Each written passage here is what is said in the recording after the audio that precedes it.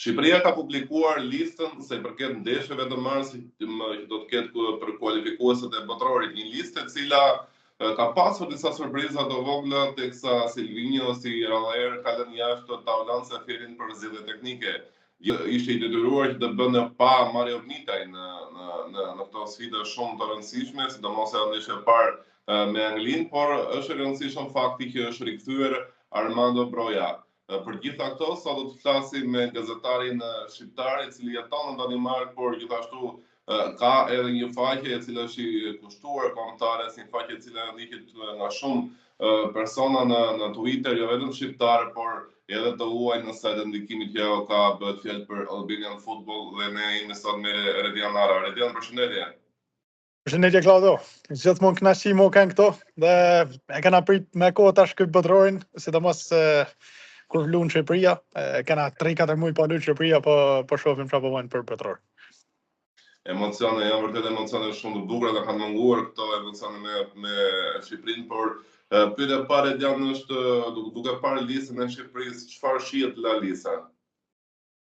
Me thonë drejtën, jam kënë shumë i kënaqur me listën, sepse janë kënë disa lojtarë kyçe, siç mund të them për kombëtarën tonë, se ishin pranishëm aty në listë.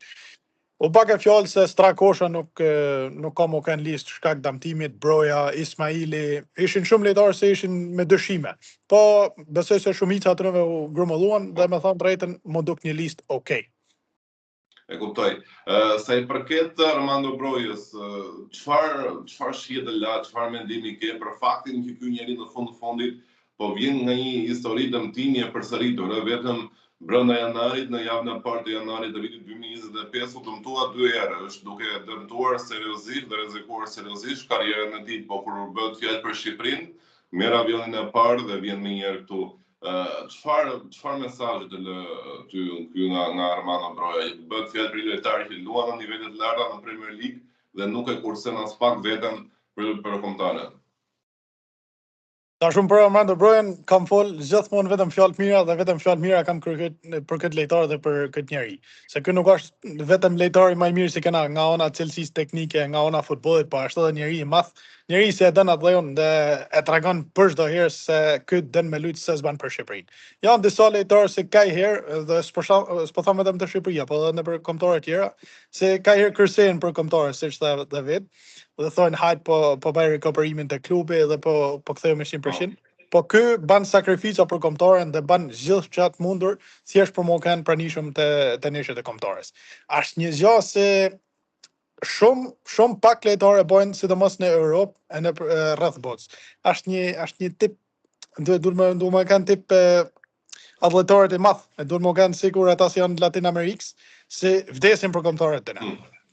Po ja për shembull, është kë shënërmbrojtës e Argentinas i Tottenhamit, Cristiano Romero.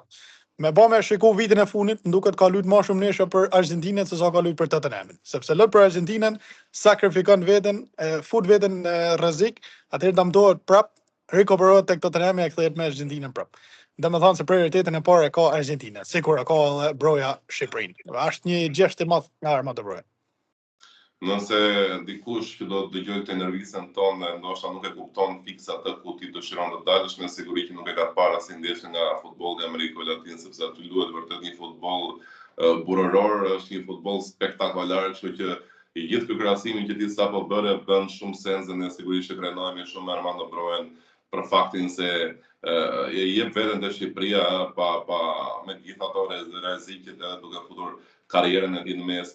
Sa i përket Mario Mitajt, Redi, kemi mësuar tashmë që do të shkojë në operim në Londër dhe nuk e di, ndoshta koha e rikthimit të tij do të jetë 1 deri në 2 muaj, për 6 javë thuaj që do të ishte në gjendje për të luajtur, kështu që mund ta kemi me Serbinë, por e kemi humbur për këto 2 ndeshje. A mendon se mungesa e Mitajt do të jetë ajo mungesa që ne do ta pësojmë, apo mendon se gjitha kjo do të shkaktojë një mobilizim të madh te Shqipëria për të qenë të kujdesshëm në çdo pasim dhe në çdo hapësirë të lënë?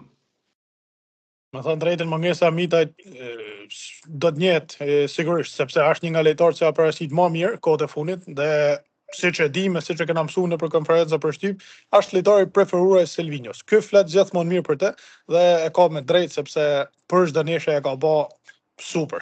Minimumi notën 7-8 e ka pas në çdo neshje që ka ba. Vjen keq se ata mtu për këta neshje dhe kanë me një mungesën e tij, po nëse gjatë vetëm 1 deri në 2 muaj damtimi i tij, atëherë nuk mund quhet okay, po mund quhet pranueshëm sepse thjesht na duhet për neshjen me Serbi. Kja se ka ndodhi tash ka ik, s'kena ç'a bëjmë, po rëndësi ka morë rikuperu më bagate për neshjen e qershorit.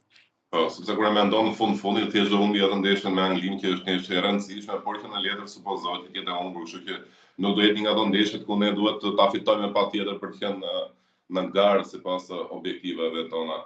Ndërkohë, i vetmi dyshim për listën e Silvinjos, e vetëm një detaj që mund përmendet që ka shkaktuar pak kritika, sepse te lista gjithmonë ka kritika, po bëhet fjalë për Anis Mehmetin, mungesa e Anis Mehmetit.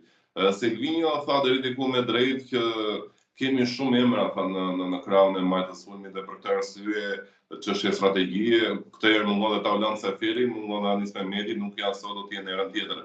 Po për ty personalisht, a sheh si një zgjedhje të mirë dhe të drejtë këtë, ose për ta thënë më ndryshe, ne në krahun e majt kemi aktualisht Arberogën, kemi Nedim Bajramin, kemi Ernest Muçin. A e di ti se deri ku mund shkojnë këta lojtarë, apo pret që tash ti shikosh deri në këto 2 takime për të dalë një përfundim të thuash ky shkon deri këtu, ai shkon deri aty, që pas të thrasesh edhe Anis Mehmeti, sepse në fundit nëse ne kemi 3 lojtarë dhe nuk e di mirë potencialin e atyre 3 lojtarëve në atë krahas deri ku mund shkojnë, nuk mund marrë një të katërt dhe të bëhet një kaos aty, ose edhe Uzuni dikur ka luajtur në atë krahas që mund shkojë edhe 6 futbollistë aty.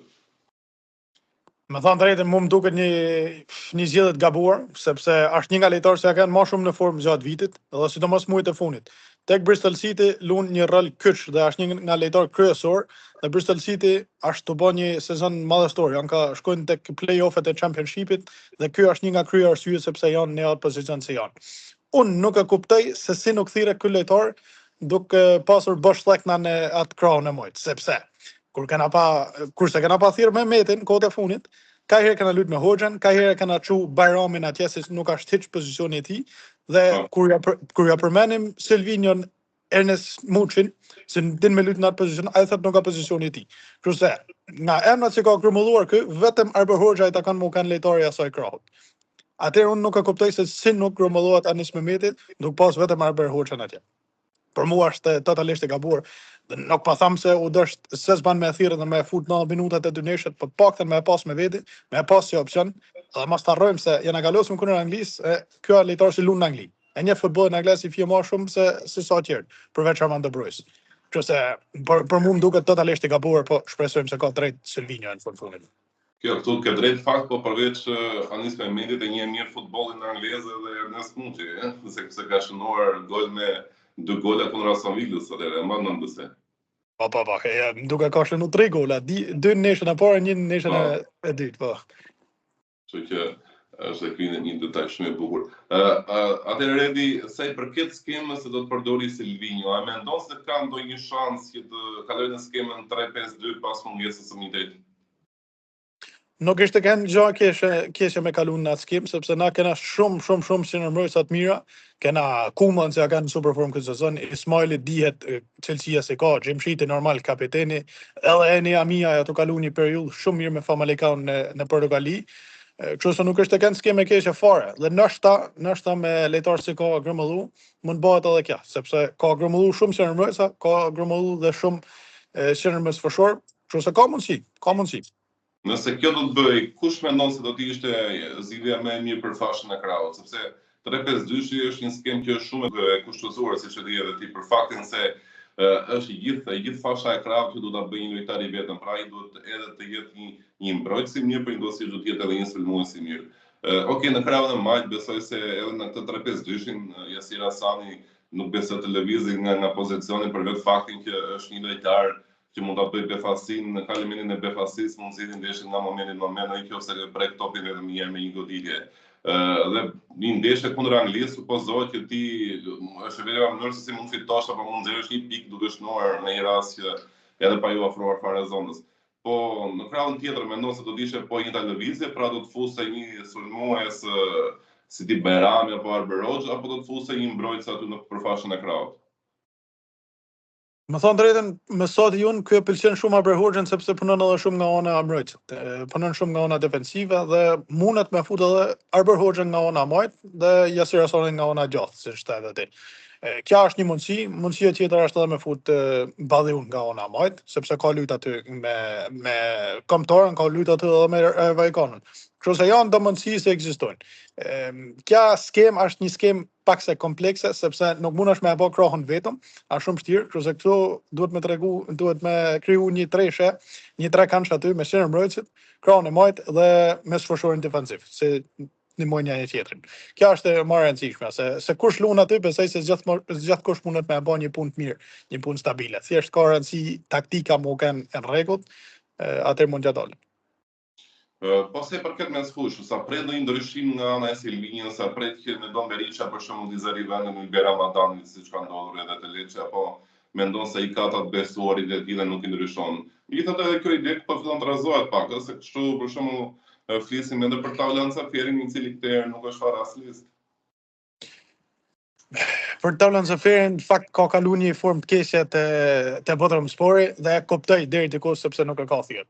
Po, në fakt, ky e përdor Saferin shumë nga ona mbrojtjet, kështu se për një neshë me Anglinë ndoshta edhe na kishte vyt. Po nëse, kja është thjesht mendimi jam për këtë punë. Për punën e mes fushës besoj se Medan Berisha duhet se s'ban me lut prej fillimit, sepse duket e qartë se ka cilësi ky djalë, dhe është lejtar super i mirë. Dhe nëse shohim edhe Aneka Leccia, ja ka xon vendin Ramadanit dhe Ramadani sa të lut fare më me Lecën ose thjesht lot në një minutash pak, kurse Medan Berisha lum prej fillimit dhe i përfundon neshit 90 minuta i bën për çdo javë. Besoj se ka ardhur koha me ndryshu pak do emra në formacionin dhe ka ardhur koha për Medan Berishën se s'ban. Po në majën e sulmit, kush mendon se do të jetë ai lojtari i cili pritet ta fillojë titullar me Anglinë, po flasim gjithmonë, no, okay, neshën e dytë po e përmendni fare, madje edhe ne nuk e dim fare se me kaluan se gjithë vëmendja është ndeshja me Anglinë. Por në këtë ndeshje me Anglinë, a do të lozi Manaj, do të luajë Manaj, a do të luajë Uzuni si titullar, mendon apo mund të ketë një befasi komplet dhe mund të nisi direkt me Brojen, pavarësisht se në logjik supozohet që Broja do të hyjë nga pjesa e dytë.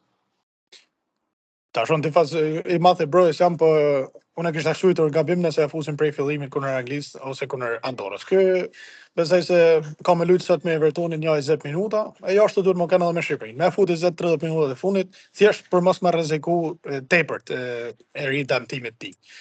Tash, ka fut në majtë sulmit varet nga taktika. Nëse do të më mbrojt, nëse do të më bë ndaj lojë fort me fitu dy luftimet e duelet, ky duhet me fut Rejmanën prej fillimit dhe me luajtaj 67 minutat e parë.